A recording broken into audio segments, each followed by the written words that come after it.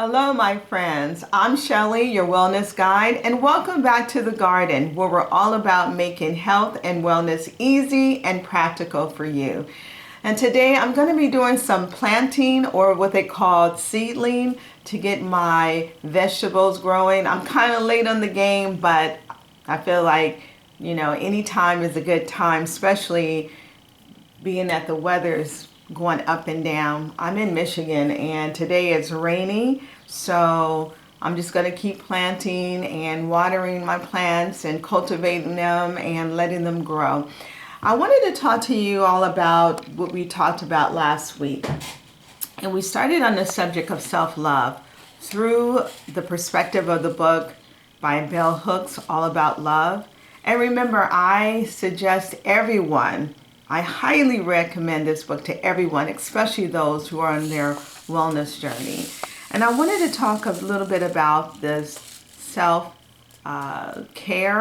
portion of it, which is coincide with self-love, and how that self-love and self-care can have a tremendous impact on your overall wellness. And when I talk about that, I did a lot of research and I went into this rabbit hole. I was just researching so much. But I just wanted to say that when you talk about health and wellness, you're talking about a mindset.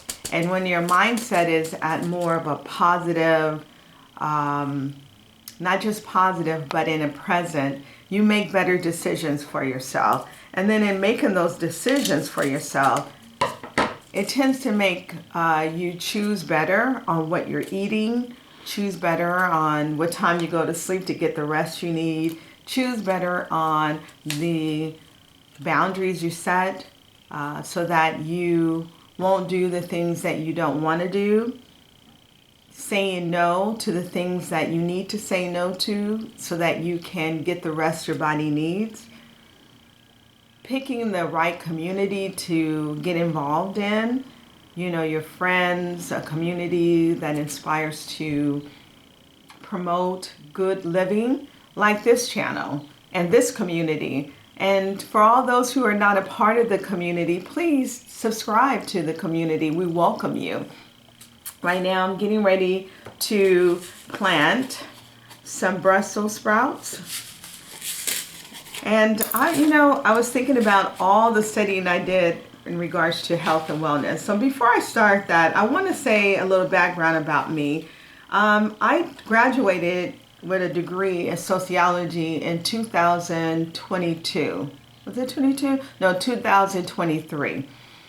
And being that you have a sociology degree, you're studying about society, how it runs, what happens to, the group of the society, how we come up with the norms of a society. And those things are, intrigued me to the point where I wanted to get a degree in it. But, when you're pursuing a degree, and I was at the last part of my studies, the last semester before graduation, and there were some classes that weren't available. And one particular class I really needed, or I wasn't going to be able to graduate on time. So they had some classes that you can take to satisfy the requirements for that degree. And this one was a health class. And in this health class, it was geared towards students who wanted to go into studying nursing. And I took the class not knowing exactly what it was about. I just needed the class. But I tell you, I learned so much in that class that made me want to go into the health and wellness portion of life. I don't want to do healthcare and the hospital scenes. I want to concentrate on preventive medicine. And so in concentrating on preventive medicine, you start learning about your mindset, you start learning about the foods that you eat, how you allow your body to exercise on a daily. Not just sitting there every day and then your muscles start deteriorating, your bones start being achy. And when you sit for a long time, you get stiff. And as you get older, it is important that you move your body on a daily. And so I wanted to share that self-love, if you have that for yourself, extend that love to you. For Bell Hooks said in her definition that self-love is what love does. And so if you keep that in your mind, you'll continue to think about, what am I doing today? What am I doing to promote love for myself? How am I taking care of myself? And let me say this too. When we look at self-care, it can be very expensive if you're going that route. But with this community that I am trying to build with you all, I want to take it in a more natural sense. I don't want it to be to a point where it's so high in price, because everything is high right now, that you'll be discouraged to go forth and promoting and loving and caring for yourself. I want you to realize that caring for yourself really doesn't have to cost you too much. It just needs to cost you your time to take time for you, your time to think about you, your time to put you forward, put you first, and then everybody else comes in. And being that Mother's Day is coming up in this month of May, it made me think about mothers. I am a mother, but all my children are grown. And they're all grown and they all have their own family, and some of them are now becoming into their own family. And knowing that I am back down to a single person again. And me and my husband has a what is called an empty nest.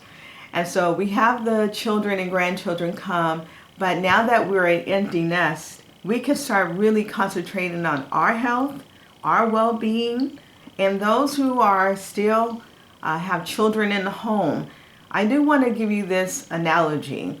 When you're flying in an airplane and the stewardess is up and she's telling you about the emergency plans that they have in case any emergency come, and how from the roof of you this oxygen covering will just come down and put it over your face, right? And so they always say this, and I want you to realize this, and I want you to think about this, and I want you to let that guide you in making the boundaries that you need to make and when to say no.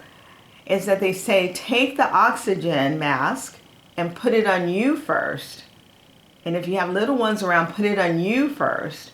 Then you can help someone else. It didn't say, oh, when the mask falls down, put it on your children first and then take care of them and then put it on you. No, it says put it on you first. And I know sometimes being as a mother, we want to put our children first, and which is a good thing. But sometimes you got to put you first, because you can't give unless you have.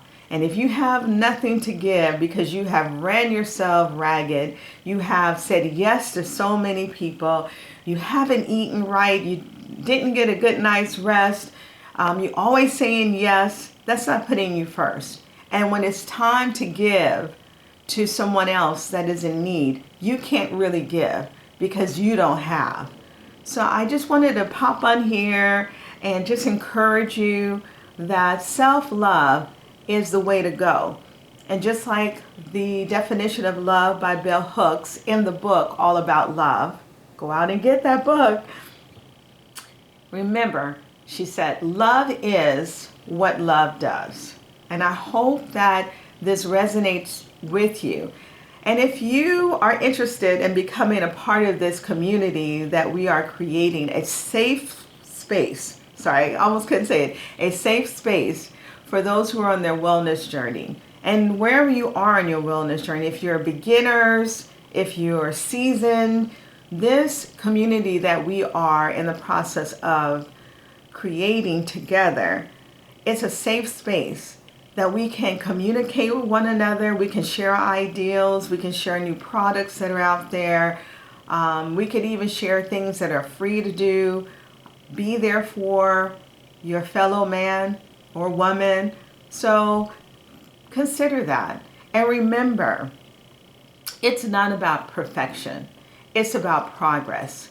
And if you are progressing towards that well-being that you desire to have, just work on it every day. And I guarantee you, once you work on it every day and you cultivate, like I'm doing these these seeds, planting them, then cultivating them, they're going to produce the Brussels sprouts I want, the spinach I want, the carrots I want, the flowers I want. And that's the same way with your life. So please subscribe and don't forget to leave a comment. Click that notification button so that you'll know every time I release a new video. And until we meet again, cheers to good health. And I'll see you next time. Bye.